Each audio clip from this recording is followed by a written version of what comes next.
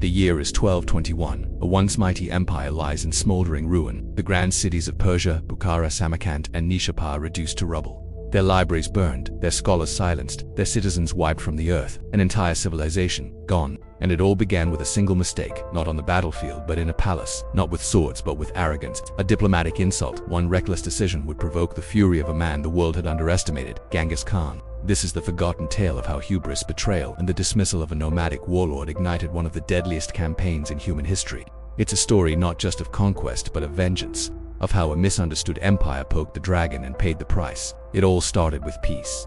In 1218, the Mongol Empire was on the rise, but its leader Genghis Khan sought diplomacy. His conquests in northern China had stabilized his eastern front. Now, he looked west, to the Islamic world, not as an enemy, but as a partner. The Khwarezmian Empire, ruled by Shah Ala ad-Din Muhammad II, was no petty kingdom. It stretched from the Aral Sea to the Persian Gulf, from Iraq to the edges of India.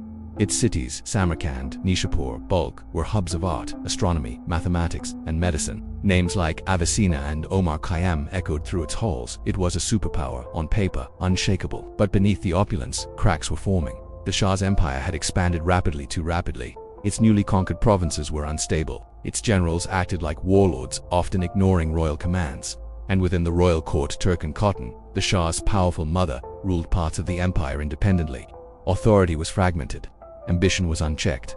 To the east, the Mongols stood united, forged by war, bound by loyalty, and driven by a single, ruthless vision. So when Genghis Khan sent a 450-man trade caravan to the border city of Otra, it was not a trick, it was a genuine attempt at diplomacy. But Shah Muhammad's uncle, Inulhuk, the paranoid governor of Otra, saw only spies, acting without approval.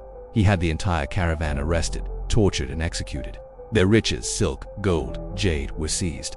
Word of this massacre reached Genghis Khan, and yet the Khan remained calm at first. He sent 3 trusted envoys to the Shah's court, seeking justice. Their message was clear: punish Inulhuk, compensate the losses, and we will have peace. But the Shah did not apologize. He did not negotiate. Instead, in an act that stunned even his own advisors, he executed the senior envoy and humiliated the others, shaving their beards, a sacred Mongol symbol of honor, before sending them home. This was no longer politics. It was personal. That and so, the sky darkened. In 1219, Genghis Khan unleashed the full force of the Mongol war machine. Over 200,000 troops swept across Central Asia like a storm of iron and fire. Otra was the first to fall, then Bukhara, then Samarkand. City after city collapsed under siege. Their defenders overwhelmed by a military force unlike any the world had ever seen, fast, brutal, and relentless. But this wasn't just conquest, it was retribution. When Genghis Khan reached Nishapur, where one of his sons-in-law had been killed, he ordered a massacre so complete that the streets reportedly ran red with blood. Men, women, children all slaughtered. Estimates suggest over 1 million may have perished in this campaign alone. In just a few years, a quarter of Persia's population vanished. Entire cities were depopulated. Libraries incinerated, cultures erased. By 1221, the Khwarezmian Empire no longer existed, and from its ashes, the largest land empire the world has ever known rose. The Mongols would go on to dominate from the Pacific to the Danube, from Siberia to the Indian subcontinent, but their rise to power was catalyzed not by ambition alone but by insult, by arrogance. Had the Shah treated the envoys with respect, had he punished his uncle, the world might have looked very different today. Instead, one empire disappeared overnight, and another was born with blood, fire, and vengeance. This is the story of Genghis Khan's revenge, and the empire that dared to insult him.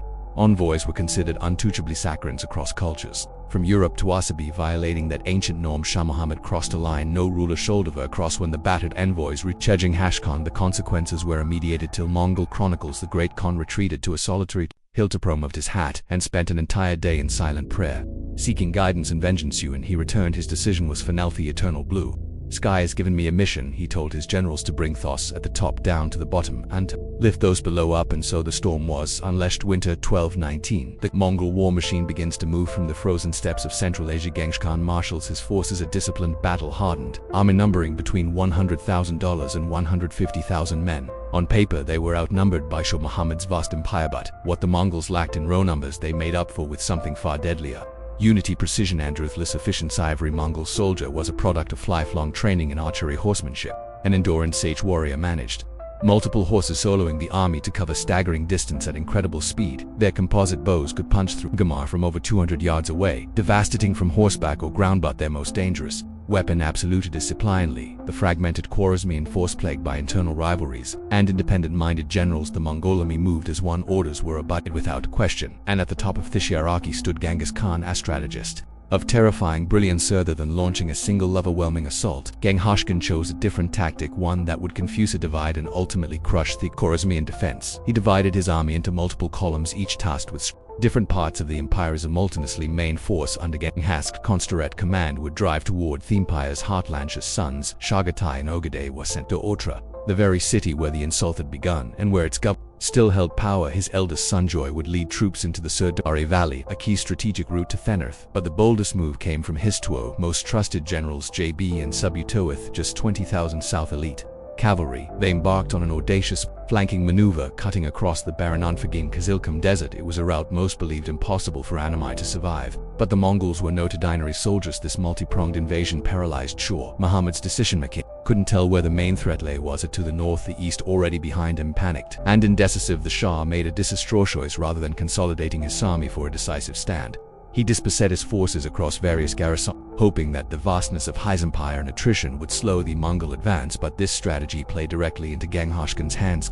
Khwarezmian forces, divided and desolated, became easy targets. Otra was first. The siege lasted 5 brute, but the outcome was inevitably. In February 1220, the city fell. Governor Inelchuk, whose arrogance had triggered the war, was captured alive. His punishment, poetic and grotesque, molten silver was poured into his eyes and ears, a symbolic execution for a man blinded and deafened by greed. But the Mongol onslaught was far from over. They pushed deeper into the empire. Genghis Khan unleashed not just military might but psychological warfare unlike anything the region had seen before. Attacking a city, Mongol envoys would present terms: immediate surrender, guaranteed mercy, resistance promised to annihilation. It was a terrifyingly effective tactic. The Mongols backed these threats with advanced siege weaponry thanks to Chinese engineers conscripted during their earlier campaigns. Catapults, battering rams, and event-diverted rivers were deployed to shatter city walls. By spring 1220, the Mongol invasion had become unstoppable, a force rolling across the Khwarezmian Empire like an avalanche. City after city faced the same ultimatum: submit or vanish. Most resisted and most paid the ultimate price. Bar, a center of Islamic scholarship and commerce, home to over 300,000, fell quickly when its Turkish garrison banded the civilians to their fate. Khan himself rode into the city's grand mosque on horseback, a symbolic desecration, and declared, "I am the punishment of Gadef. You had not committed great sins. God would not have sent a punishment like Mupanyo." The promise of mercy turned to massacre. Thousands were slaughtered. Once outside its city walls, survivors were enslaved, many forced toked as human shields for the advancing Mongol army. The city's famed library, filled with scientific, philosophical, and religious works, was set ablaze. Irreplaceable Ingold reduced to Usha Persian.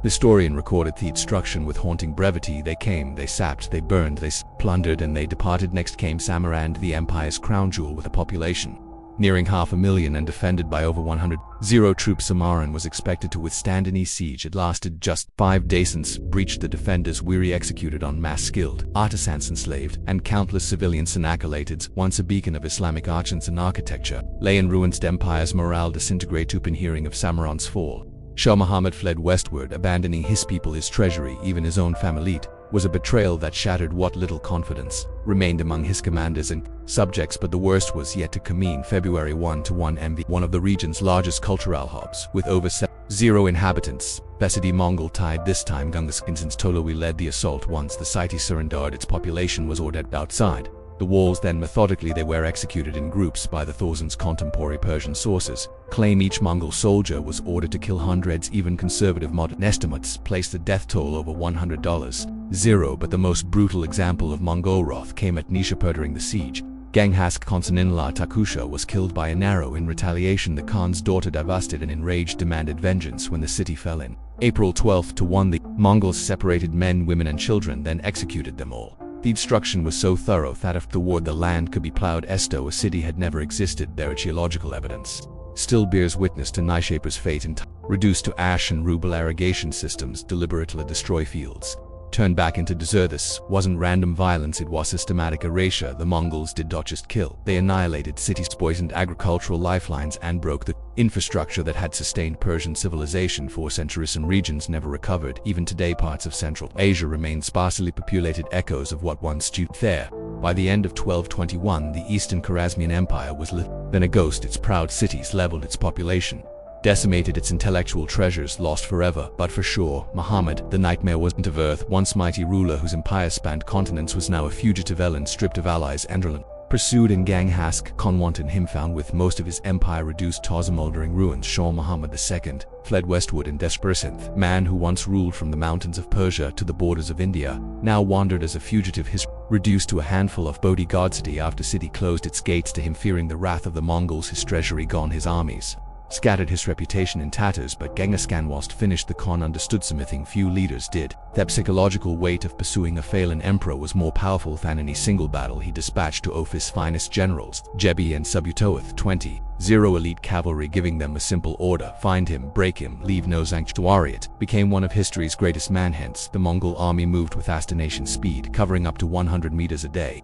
using their sophisticated relays horses at regular intervals to maintain relentless pace. Everywhere the shore turned, Mongol scouts emerged like phantoms from the horizon. Villages refused him shelter, cities barred their gates. In his final act of desperation, Shah Muhammad boarded a boat, fled to the desolate island of Fabiskan in the Caspian Sea, isolated, battered by winds and forgotten by Thurald. There, in the winter of 1220, history ended. Some accounts say disease claimed him, others say exhaustion and despair consumed what remained of him. The ruler who once dressed in silks and commanded armies died in rags, stripped of empire, honor and hope. When news of Shah's death reached Genghis Khan, their response was cold, calculated and unforgettably. "And the flail of God," the Khan declared, "if you had not committed great sins, God would not have us in a punishment like me upon youth." Khwarezmi, an empire once among few world's mightiest, effectively ceased to exist. But the story wasn't quite over. The last ember of resistance flickered in the Shah's son Jalaluddin Mingburnan. Like his father, Jalaluddin was a capable warrior and leader. In 1221, he rallied what remained of Khwarezmian military and scored a remarkable victory, defeating its Mongol detachment at the Battle of Puan in present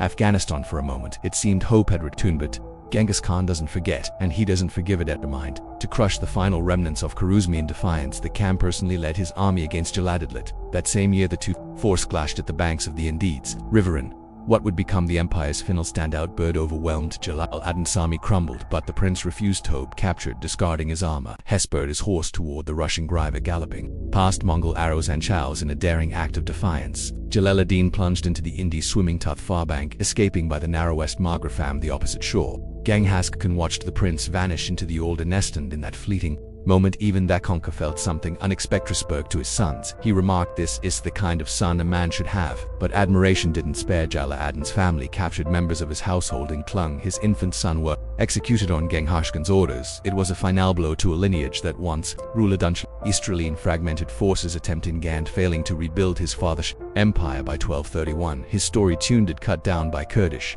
bandits in the mountains far from the throne that was on his birthright, and with Khwarezm was no more. In just 3 years, a civilization that took generations to build was undone, erased from the map with such thoroughness that even its name faded from history's roster of great battles. Its cities lay in ruins, its libraries ashes, its population a shadow of what it once wasted. Mongol Empire absorbed vast swaths of Khwarezm's former territory, rapidly setting the foundation for what would become history's largest contiguous land empire, spanning over 16% of the Earth's surface. But the fall of Khwarezm wasn't just a cautionary tale of arrogance or military failure. It revealed something deeper, a harsh truth about power, pride, and unintended nonsense. Muhammad couldn't have imagined that insulting a foreign envoy would lead to the annihilation of his empire within minutes, but that single miscalculation triggered advance so vast, so brutal, that their echoes still resonate today, yet envenomed the destruction seeds of a new world order.